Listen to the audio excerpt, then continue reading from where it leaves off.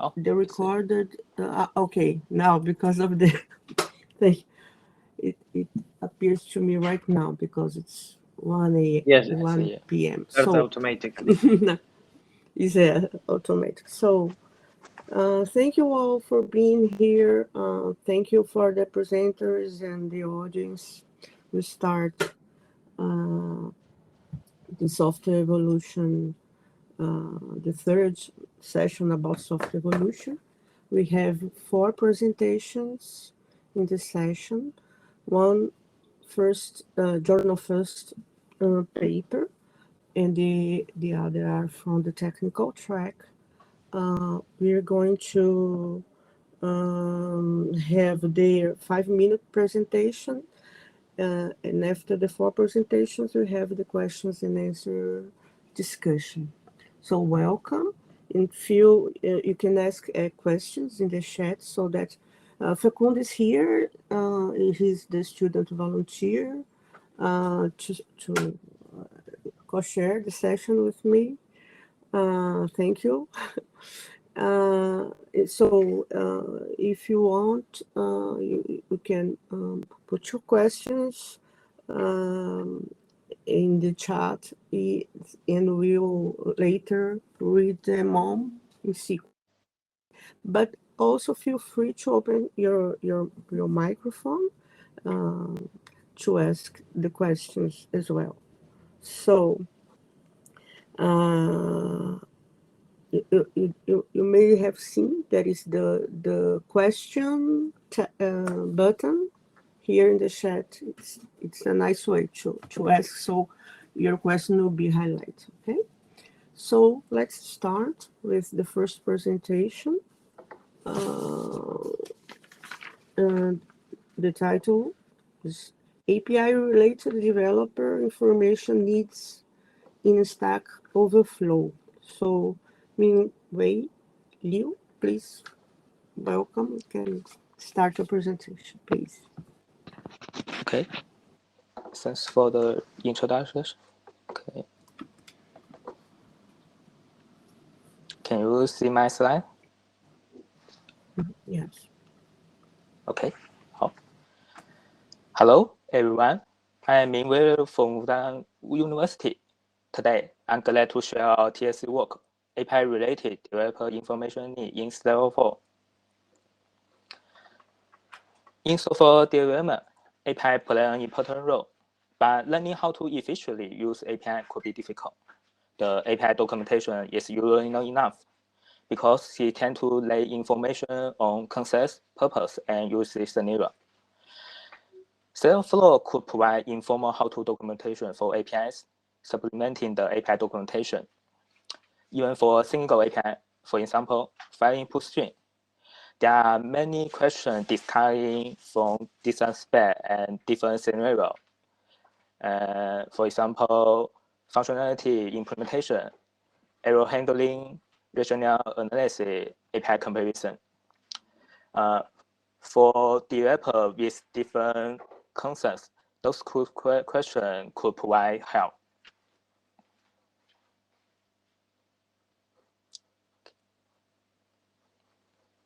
Sorry. Okay.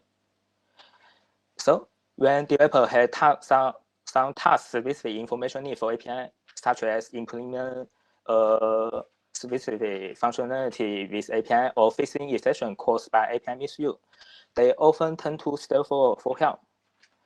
However, this is not an easy task because it is not easy for developer to find discussion relevant to a specific API or specific task.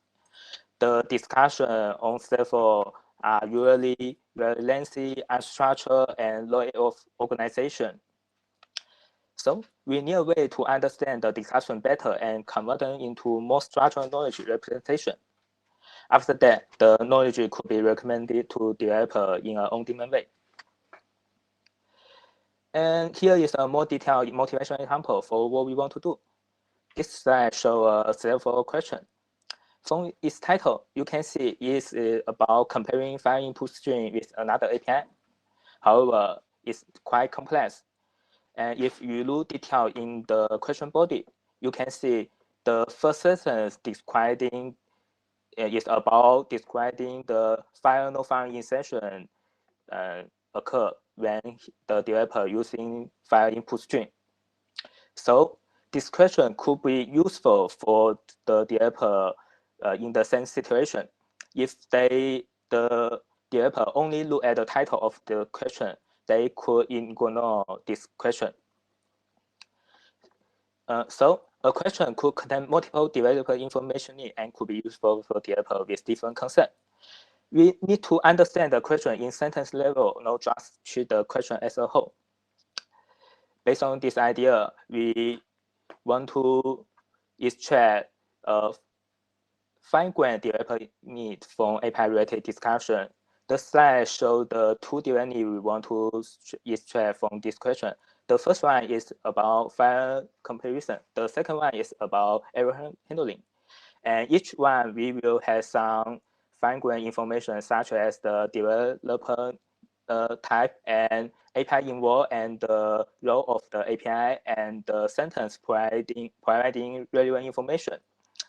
In this way, we can understand the question in different specs and we could match them with developer with different information need better. For example, a developer only want to find some question comparing file input string with another API. So to understand the API-related developer need better, we conducting an in-progress study, which are mainly about identifying the developer need type, relevant information type, and possible API role instead of discussion. As a result, we identify 8 developer need type, 17 relevant information type, and 5 type of API role. And the detailed definition could be found in our paper.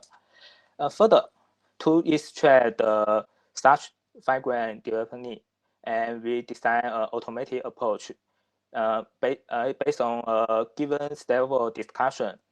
We include 4 steps to extract the developer need, which is API identification, relevant information analysis, cluster-based developer need extraction, and API role identification.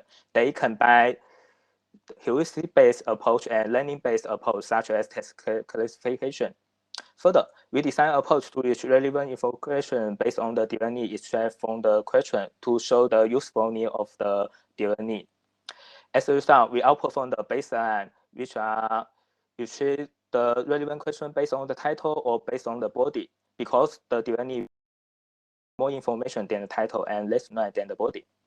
As a summary, we conduct an in-progress study to identify 8 developer need types, 17 relevant information types, and 5 API roles. We design an approach to extract such fine-grained developer needs, and we design a relevant question retrieval approach. The details are shown in a longer presentation in our paper. Thank you.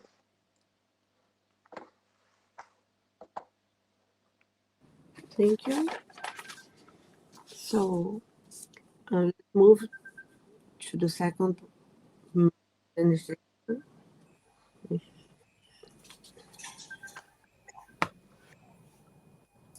It will be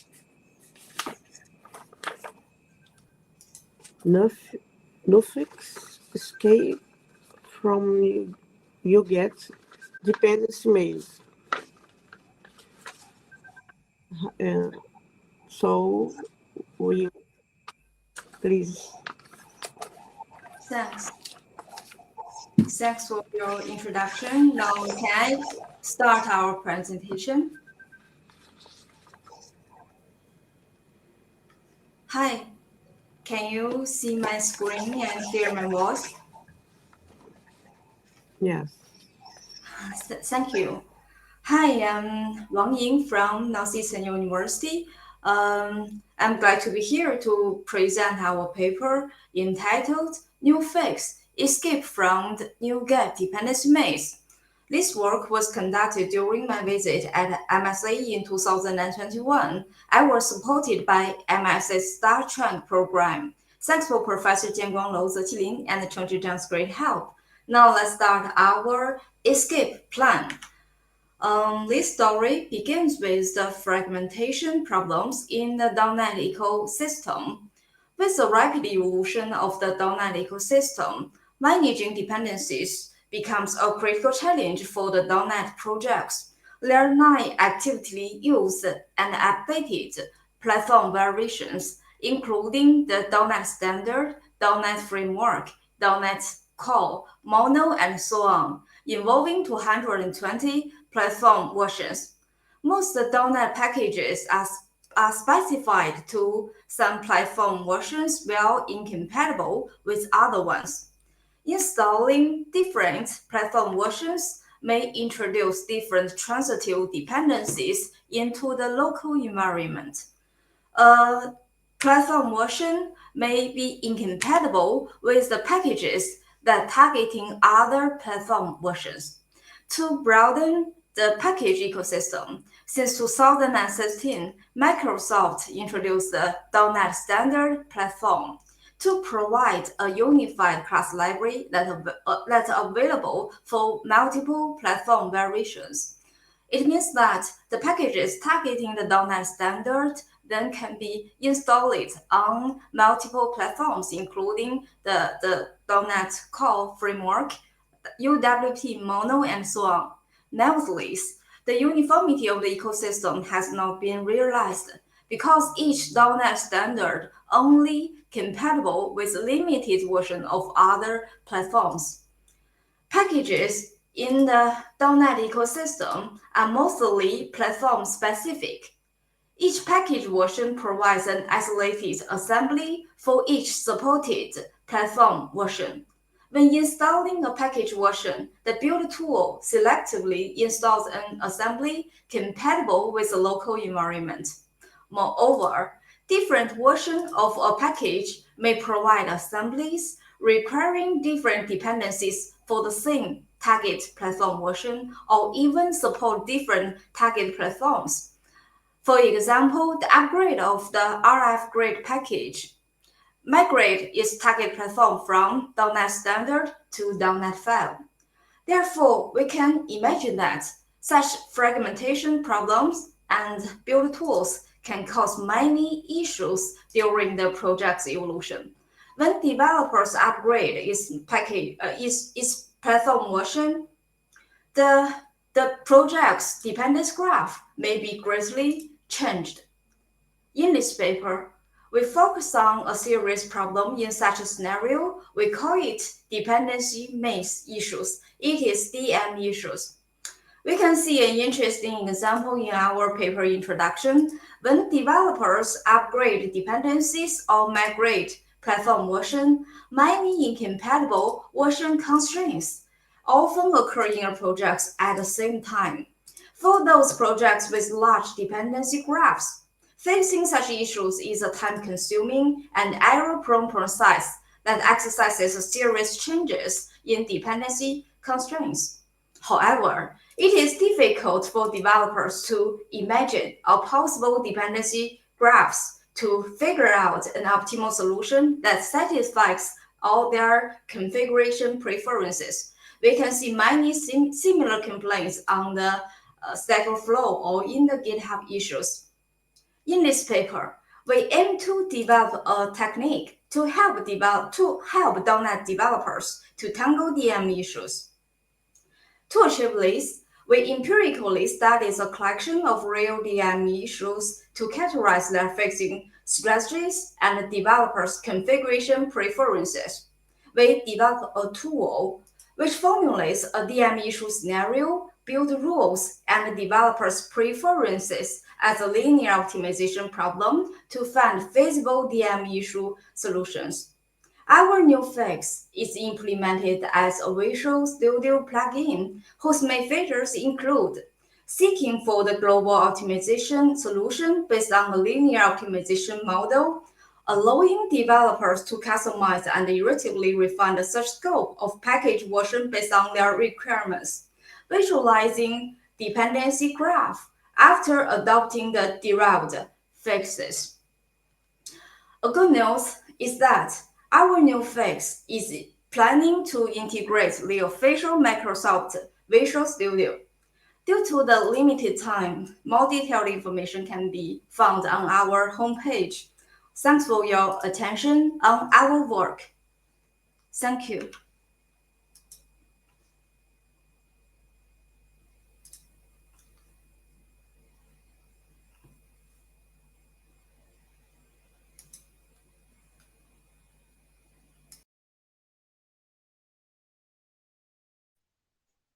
Sorry, Christina, you're mute. We can't hear you.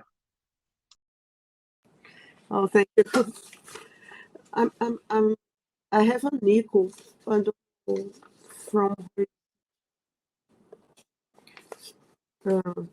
so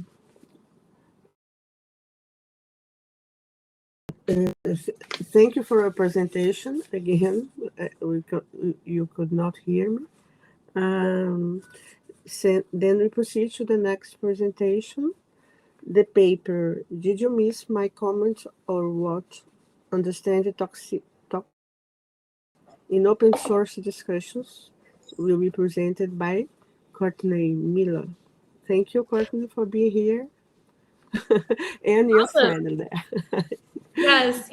I'm Courtney Miller, and this is my colleague, Chanel. And we're going to be telling you a little bit about our paper today. So before we get started, we'd like to start off by thanking the program committee for all of their great work and for the Distinguished Paper Award. Thank you very much.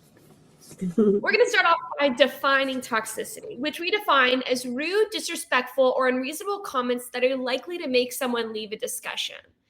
Online toxicity is pervasive across the internet. For example, according to the Pew Research Center, 4 in 10 Americans have experienced online harassment. Online toxicity can also be very harmful. For example, cyberbullying among school children has been connected to increased rates of anxiety and depression. And unfortunately, online toxicity also exists in open source spaces. We know this because many open source practitioners have reported on their experiences with toxicity within their communities and the negative impacts it has had.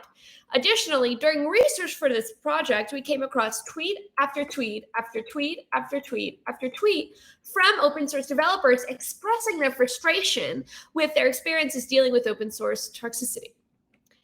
And because of online toxicity's widespread prevalence and negative impacts, it has been studied on numerous other popular platforms. So the question might become then, well, okay, why do we need to study it in the context of open source? And there's a few good reasons for that. From detection and intervention work, we know toxicity manifests differently depending on the kind of platform that we're on. And we also know that different methods of identifying and dealing with toxicity are effective on different forms of strategies. Therefore, each platform, depending on the kind of toxicity they experience, will have more success with different strategies for dealing with that particular kind or forms of toxicity. And while we know that open source toxicity exists, there's not been much research done understanding how open source toxicity and its nature is. And so in this project, we aim to address this gap in our understanding by looking at the qualities and characteristics of open source toxicity so that in the future, we can build and utilize more effective identification and intervention strategies for dealing with toxicity in open source communities. Really briefly, we're going to talk a little bit about the research method. First, we wanted to look at a whole bunch of open source toxic comments and then study their characteristics.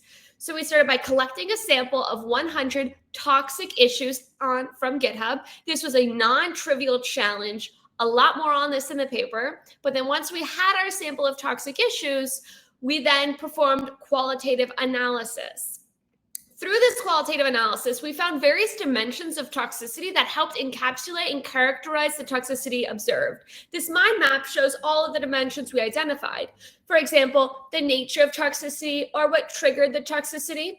Now, for the sake of time, in the next section, we're only going to discuss the findings related to a small number of these dimensions.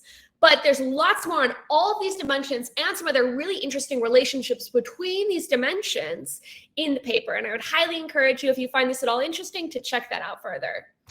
But so let's talk about a few findings really quickly. First things first, open source toxicity is built different, as the kids would say. It predominantly centers around entitled, insulting, and arrogant comments. As an example, this issue was opened by an open source operating system that had over 600 stars. The user was unhappy with the latest update and the removal of the minimize button. And here are a few quotes. First, the problem is your team forcing us to use the operating system the way you want us to use it, although it makes it many times harder to use it your way than what would be convenient for us. Or, so maybe it's time to stop trying to be Apple or Windows and forcing people to use something the way you want it and give a simple solution to make it the way people want it. It's not a major change or something, just a simple solution. Now, what these quotes do is they help encapsulate the entitled, demanding, and often insulting nature of toxic comments frequently found in our sample. Next is open source. Experienced developers are not necessarily non-toxic developers. Despite the horror stories from the Linux communities, we didn't expect project members to be frequent perpetrators of toxicity. But what we found was that toxicity was not only done by people who are external to open source projects. Project members were also frequent authors of toxic comments in their own projects, which we found surprising. And what do we do with this information? Let's talk about some implications really quickly. First off, there is space for, and some would say plenty of it, open source specific detectors, because we can relatively confidently say now that off-the-shelf language-based detectors of toxicity trained on data from other platforms can relatively confidently be expected to not generalize well to GitHub. Additionally, research into the harms of toxicity is needed. We observed informally that there were harms, but we did not systematically study them, and we think that is a key part of future research. And to summarize, open source toxicity, online toxicity is harmful. It exists in open source bases, but we didn't know much about it. So we collected a sample of issues, performed qualitative analysis, and found out some key characteristics of open source toxicity, which we are excited to share more with you in our full paper or presentation. Thank you so much for your time and attention. Thank you, Courtney, for a great presentation. Thank And you. now we move on to the last presentation. It's also a distinguished paper award. And this is Dan Schlicke, estimating the impact of on open source project popularity and new contributors. So humble, thank you for being here. May start. Yeah, it's humble fun. Okay. Can you hear my voice and see the screen? Okay. Hello, everyone. I'm Hongbo Fang. I'm a PhD student at Carnegie Mellon University. Today, I'm going to present our recent work. This is DAMSLIC, estimating the impact of tweets on open source project popularity and new contributors. Open source project nowadays is an important digital infrastructure. The current and future success of open source projects depends on the support from the large developer community. A lack of developer support can lead to problems like a delayed bug fix, a higher likelihood of project being abandoned, and a severe... We cannot see your slides. Oh, really? Okay. Let me try to see if I can fix it. Let me try to share the screen again. Okay, that one might do. And again. Can you see the slides now? Yes, okay. Okay, great, thank you. So we'll restart. Hello everyone, I'm Hongbo Fang. I'm a PhD student at CMU, and today I'm going to present our research. This is DAMSLIC, estimating the impact of tweets on open source project popularity and new contributors. Sorry, Hongbo, we can't see the slides well. I think that you have to change the display view because we are seeing the presenter view, not the... Okay. I think I have enabled screen sharing, but let me... Yes, to swap that one. Does that work? Yes, I think yes, but still it's like a cropped. Let's play it again. Let's see. Okay. It's weird because I didn't have this problem last time. Can you see now? Not okay? No, not okay. We're seeing.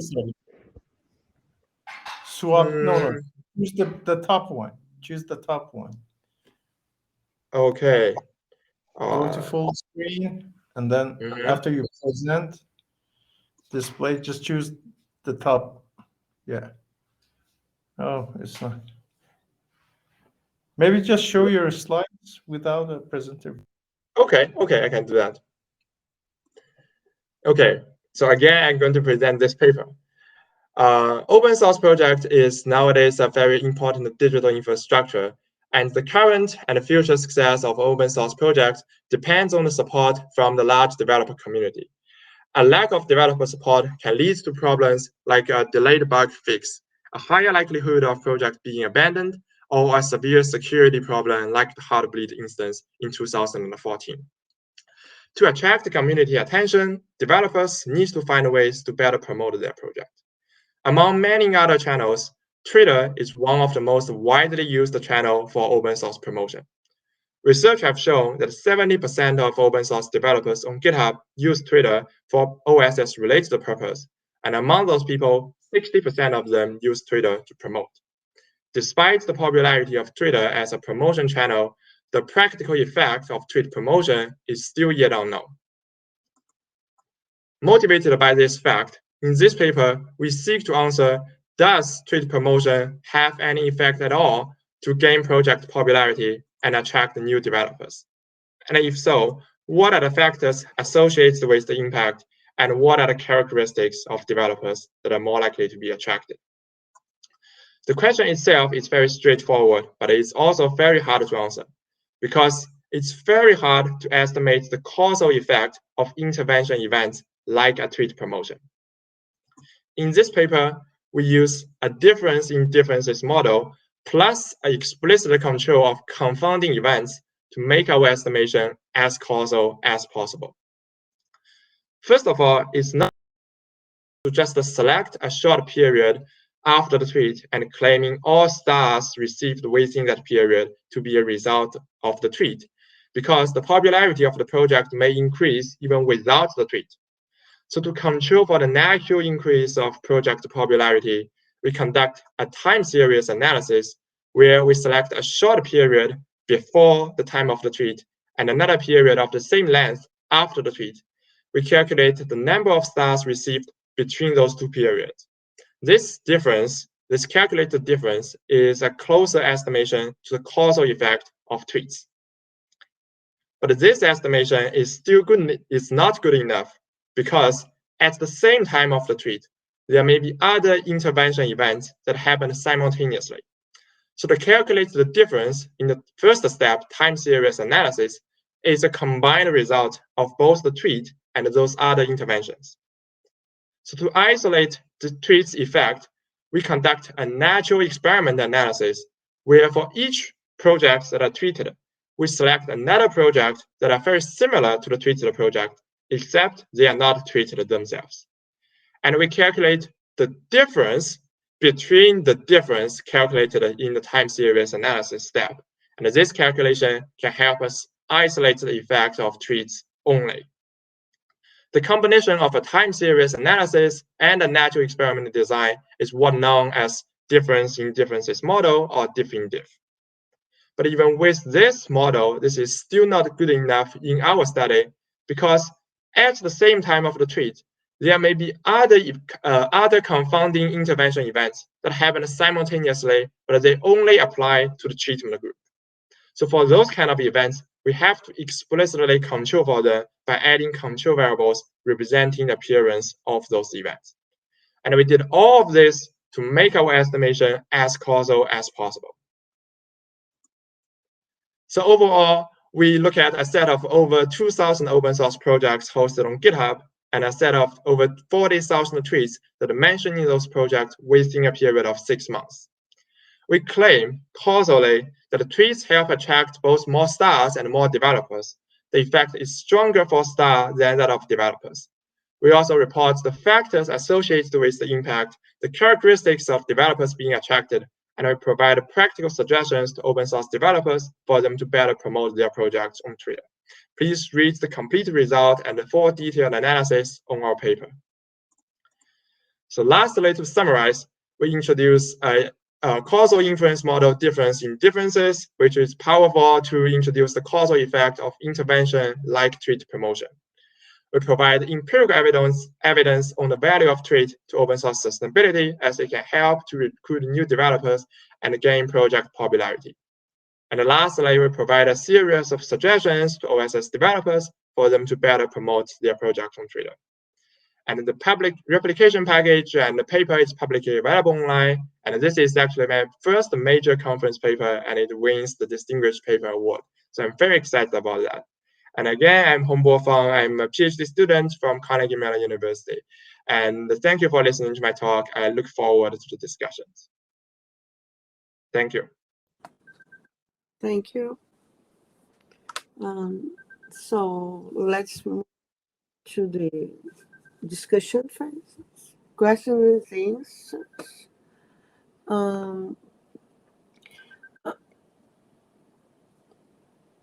Let's see.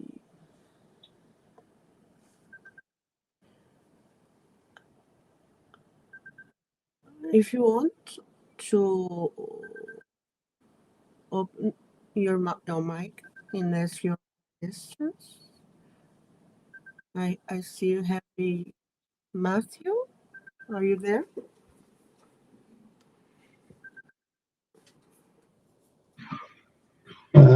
Hi. Hello. Hi. Sorry, I've had some issues with my mic and video link. For Mingwei, I really like the work, and again, your work. In this case specifically, I was curious. So you identify, in a nice format, information needs for different posts. But did you think about, or maybe have even a way to infer implicit information needs? And by that, what I have in mind is when I ask a question, maybe I have a problem, and I'll say that my information need is something, but I don't know that else. And the example I gave is if I try to parse HTML with regexes, regular expressions, I might be looking for an API that does that, but then it doesn't exist because obviously you cannot parse regular expressions with HTML. And there's a very popular post on Stack Overflow that expands that it's impossible. So yeah, in a nutshell, my question is: do you consider implicit information needs? Do you think it might be something that could be added in the future, or how are your thoughts on this? Sorry, I didn't hear your question clearly because the microphone. Can you repeat? Oh, I'm sorry. Can you hear me now?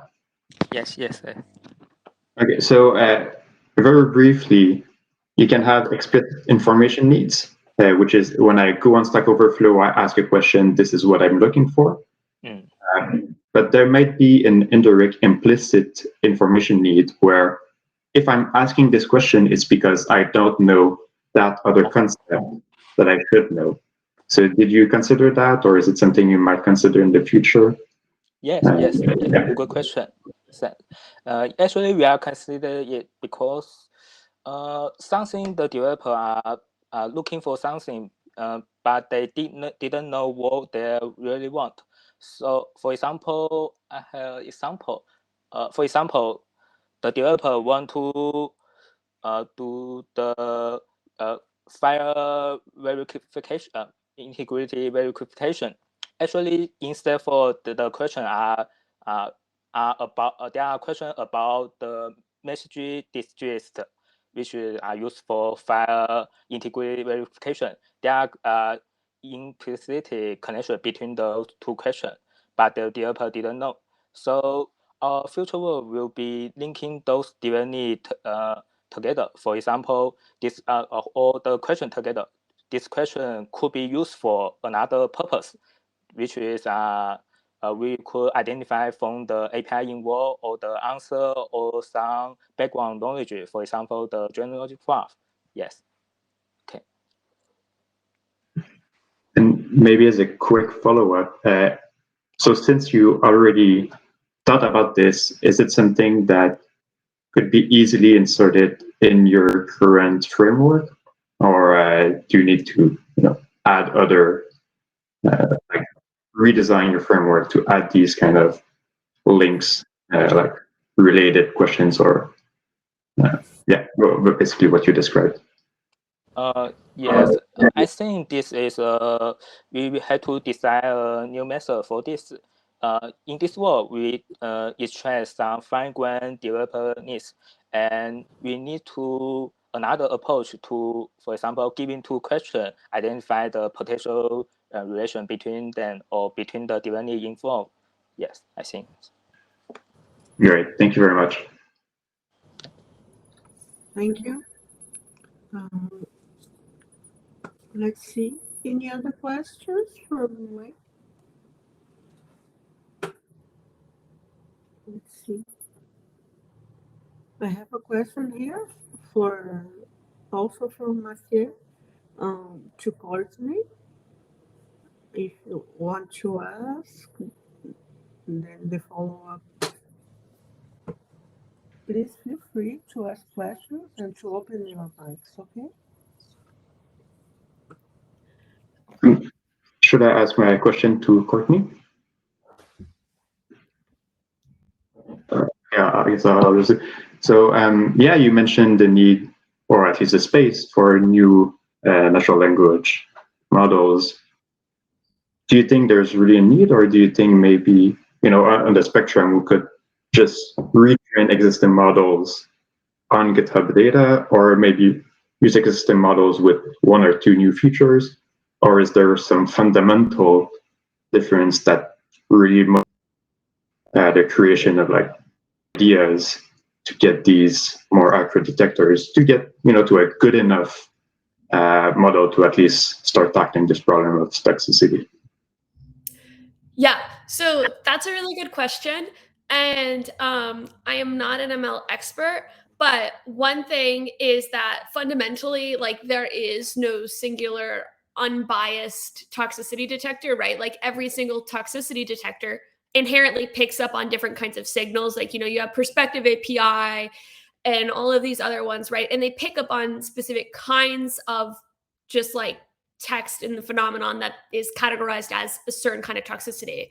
And what we observed is that in the open source space, what tends to make the comments toxic is not necessarily the same thing that, for example, Perspective API is looking for. And so it doesn't necessarily need to be an entirely new model, but I do think that at least a model trained on some specific new features, because, for example, toxicity in an open source space is very often toxic, not through the use of like aggressive language or like direct aggression towards a user, but rather through like context and more of like that kind of space. And so because of that, we think that maybe something could be done that is trained on more of those sorts of discussion-based toxicity instead of like the classical, what we often think about when we think about toxic comments. But that could definitely be like added onto an existing model. But definitely some new features is what we're guessing. And we've got some work going on in our lab working on building a open source specific detector as well. Great. Yeah, I hope not to take the whole session, but if I can also follow up on this one, it feels like what you described might also relate to other fields, and I'm really not an expert on ML or natural language. So my question then is, if we don't have these kind of models, is it because they are that much more complex to create? Or is it just because in other fields, the aggression is more, you know, like I said, explicit in the text and less on the context? You know, as your opinion. Yeah, I think that's a really good question as well. And that was kind of something that we were wondering about. And I think it's like, because there's been lots of really, really good toxicity research in other social media platforms. And I just think that fundamentally, one of the uniquely challenging aspects of online toxicity is that it manifests very differently on different platforms. And I just think one of the main reasons, my hypotheses for why we don't already have a detector for this kind of toxicity is because like toxicity tends to be a little bit different on like the other platforms that this has been more thoroughly studied on. So it tends to those detectors tend to be focused on picking up signals that correlate to those kinds of toxicity rather to this more conversational, situational, contextual based toxicity. But yeah, that's my best guess. I don't actually, and I just think, there's not a whole lot of like widespread. There's been some research in open source studying toxicity. For example, in the Linux community, there was a great piece of literature that came out, I think, last year on that. So there's been like repositories or projects, but there hasn't been like open source wide across ecosystems. So I just think that the research isn't there yet. Or at least it's catching up to existing toxicity research, which has been, again, going on for like years and years and years. Yeah. Yeah, Thank you. Thanks. They're really thoughtful. And I was also wondering about them too. That's great. I'm looking forward to the next steps then. Thank you. Yeah, that's true. I have a question for you. I'm curious about, are you a regular open source software contributor? Did you hear? Sorry. Repeat your question. Are you a regular open source software contributor? Do you participate in some open source community yourself? Me? Yeah. No. No. I've studied them and I've participated in open source in the past, but I try to work on my work-life balance. So no, I do not actively participate in open source beyond studying it and like talking with community members. But I do think that it's very important to have some experience contributing to open source, and more importantly, to have an open dialogue with people who are real, open source contributors. Yeah. I find that I'm a little more hesitant to trust my own experiences rather than like people who actually, really do it. But yeah. And there's also, sorry, I saw another question that I would love to answer from in the chats that is asking how toxicity usage differs from developers and managers. And I thought this was an interesting question because in our paper, we studied who was the author of the toxicity. And interestingly enough, project members, which included like people who are just project contributors, but also like owners and people with more authority in projects were also frequent authors of toxicity. But for example, people who were project members and owners tended to have less severe toxicity, as in they didn't often have obscenities and stuff. So there were actually really interesting differences between the kinds of toxicity that were happening from people who are just users of open source, who are just being toxic in somebody else's repository, versus people who are being toxic in their own repository. So I thought that was a good question that I just wanted to answer verbally really quickly. Okay. So thank you for your answer. But just I just like to elaborate my question. Did you see a difference in the type of toxicity that managers of open source use in contrast to the developers within the community?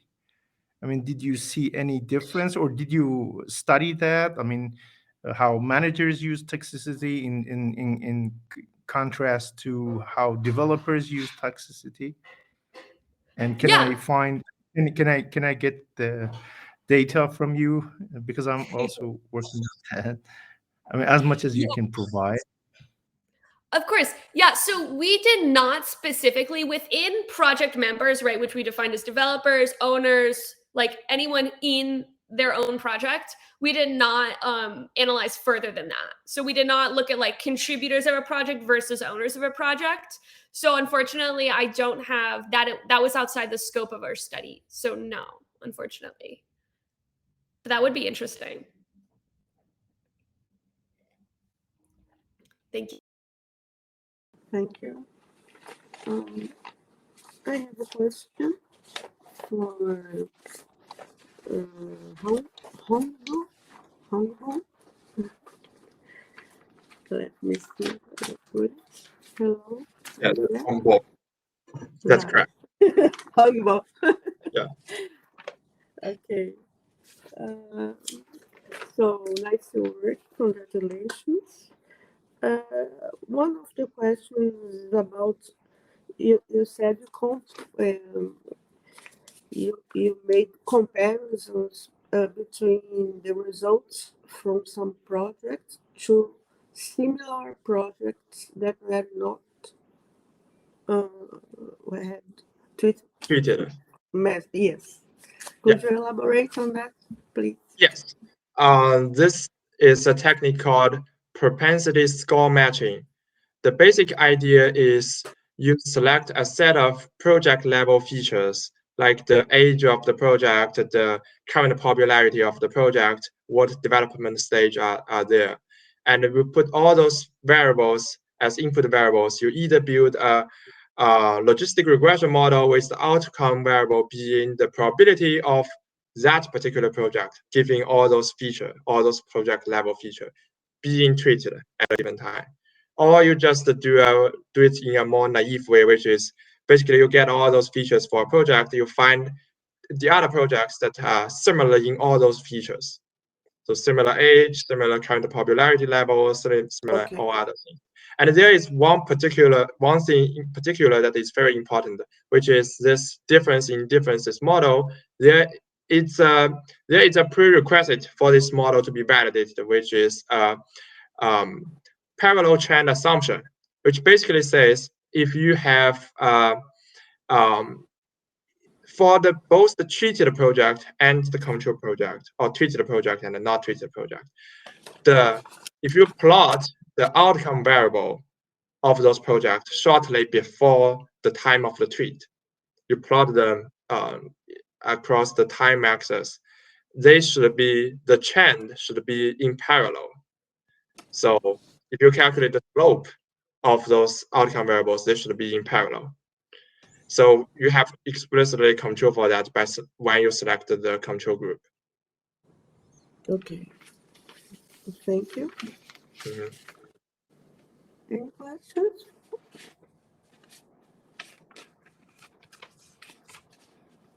Well, I have another question.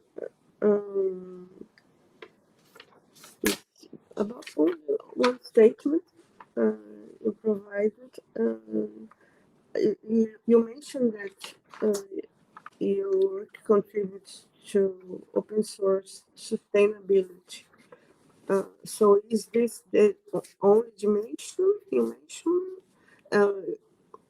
with respect to have newcomers to the project?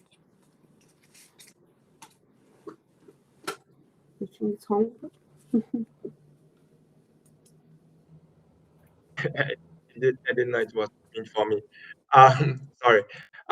So is there a question about like what does that mean to Sustainability. The sustainability dimension. Mm-hmm. It's about social, bringing newcomers. Yeah. Other dimension. Yeah.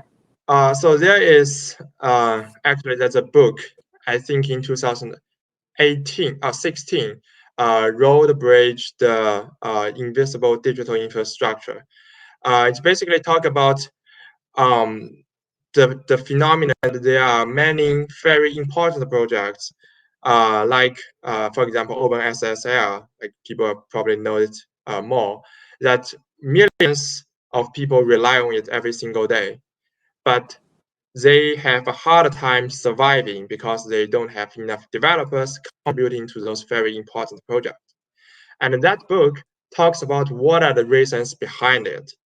There were several reasons that the book mentioned, but one of the reasons is that people don't understand that this project, or people don't know this project is under-maintained. There is this misconception that the developers think those projects are well maintained because that's a super popular and big project. How is it possible it's not supported by enough people? So there is this misconception, and also there is this difficulty of getting on board because this is a very giant system, and people don't know what kind of problem should I work on, what kind of task can I help with. So when I talk about sustainability, I'm talking about for those kind of projects.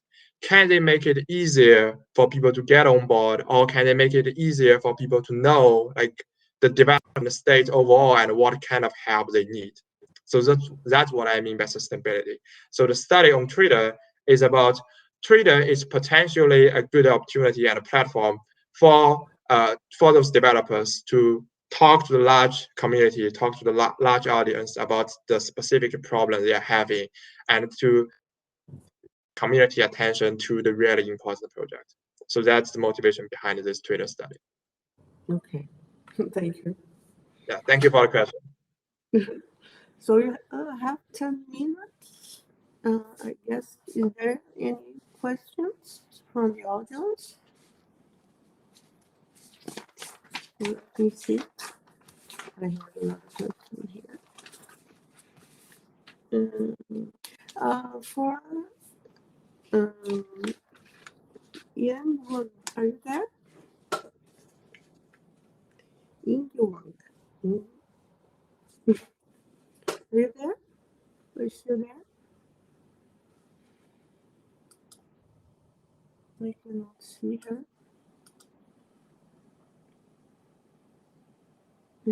I think she's left. Okay. No, she's not here anymore. So, if you do not have any questions or comments, while you think about it, I'd like to thank you all again for being here and the presenters. Congratulations for those in the technical track, and also for the journal, the first paper to bring their contributions to be presented at the conference. Thank you all. Congratulations on the distinguished papers for such work. It's really, it was an honor to be here with you, and I hope we meet again soon. Unfortunately, I'm not going to the event in person. I success for you. Hope it everyone has a nice day. Thank you very much. Thank you, Facundo, for being here. Thank you. Bye. Thank you. Bye.